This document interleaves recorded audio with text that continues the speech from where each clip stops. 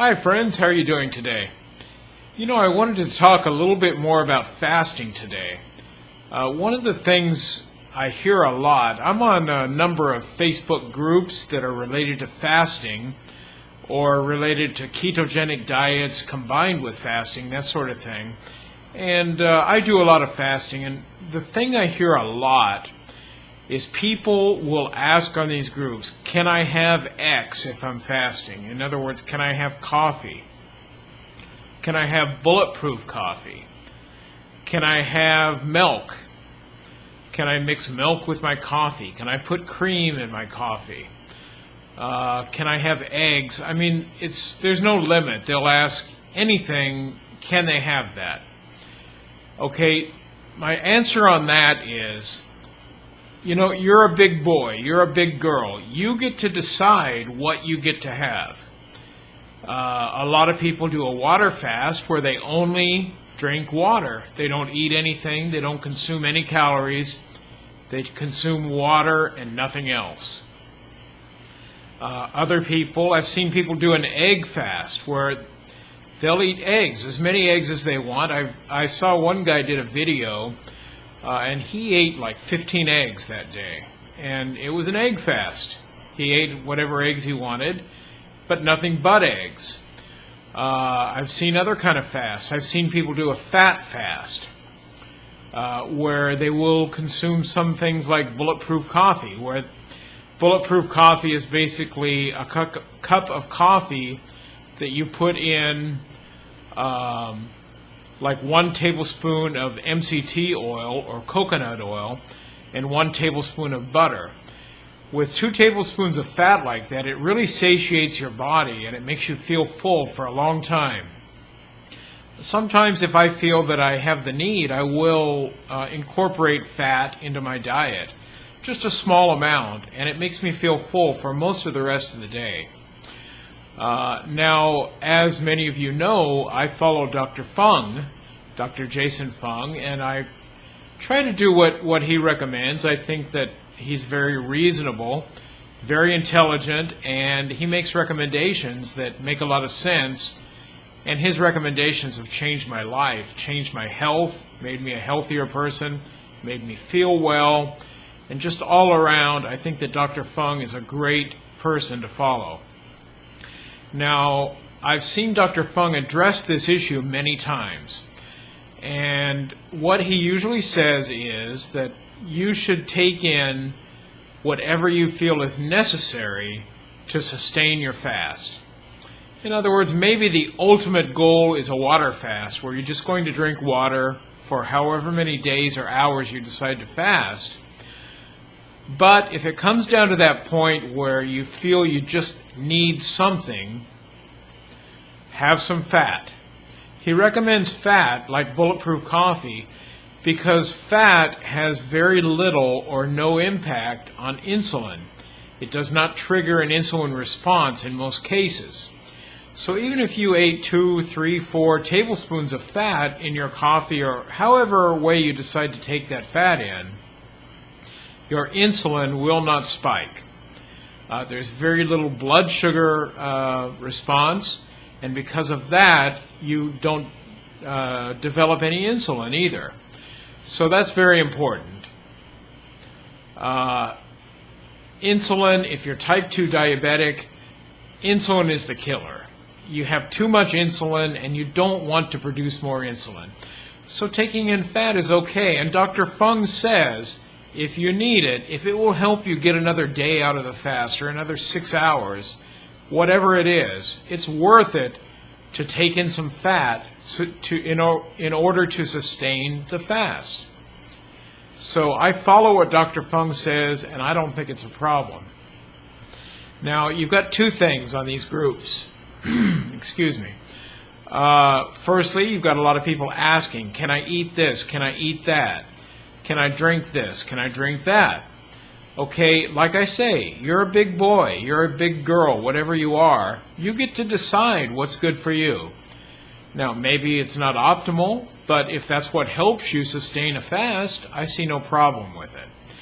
Your second thing is, when you have somebody ask, can I put cream in my coffee? then you're going to have a number of people reply and belittle the person that's asking. And they'll say, oh, that's not a fast. It's not a fast if you take in cream in your coffee. Even, let's say you have a quarter teaspoon of cream, that's breaking the fast. Well, I'm sorry, my friends, but if that helps them sustain the fast, it's not breaking the fast. Dr. Fung says it's okay. Maybe some of these people think that they know more than Dr. Fung does. But for me, when it comes down to medical fasting or fasting for health reasons, I don't believe there's anybody with as much or more expertise as Dr. Jason Fung. So if you think that you should tell people that they're going to break their fast if they do this or do that, I would just say, listen to what Dr. Fung says. And even if you want to offer helpful advice, there's no reason to belittle the person that's asking the question. They're asking because they want to get feedback from people with experience, or they want to hear what other people say. So you can nicely say that, well, if it helps you sustain the fast, maybe it's okay, but I recommend not to take in fat. I recommend not to take in protein, or whatever it is. Be nice about it. Why not? It doesn't hurt to be nice. Now, the other thing is, I mentioned that Dr. Fung will often say that it's okay to consume some fat because of the insulin response. But when it comes to protein or carbohydrates, he says stay away from it. Number one, carbohydrates is the number one thing that will stimulate your insulin and cause an insulin response in your body. That's only going to make you gain weight. Insulin regulates the calories that are coming into your body into storage instead of into having your body burn those calories. So stay away from carbohydrates. Protein is better. It doesn't generate much of an insulin response, although it can generate some insulin response, which you want to avoid. The biggest problem on protein is, and it applies to carbs too, the problem is if you want to experience autophagy, protein or carbs will halt autophagy.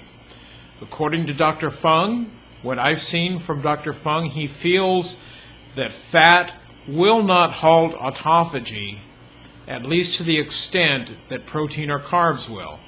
Now, some of you are probably asking, what is autophagy? What is this thing? Well, autophagy was discovered in the recent past by a group of Japanese scientists who discovered that while fasting, your body will enter a state of autophagy, what they called autophagy. And what that means is that your body begins consuming or eliminating unhealthy cells in your body, or cells that are no longer being used. I have experienced autophagy a number of times. All of my skin tags went away while fasting. I've lost loose skin while fasting. That's the number one that many dieters will ask about. I want to lose my loose skin. How do I do it? Well, it's through autophagy. You might not need to have any kind of surgery in order to make your loose skin go away. Your body can actually absorb those cells and recreate new healthy cells in places where they're needed, not in places where it's just skin hanging off your body. So consuming things like protein or carbs, possibly fat to some extent, this is still new enough technology or new enough discovery that we don't know all the answers. But consuming protein or carbs and possibly too much fat could halt or slow down autophagy.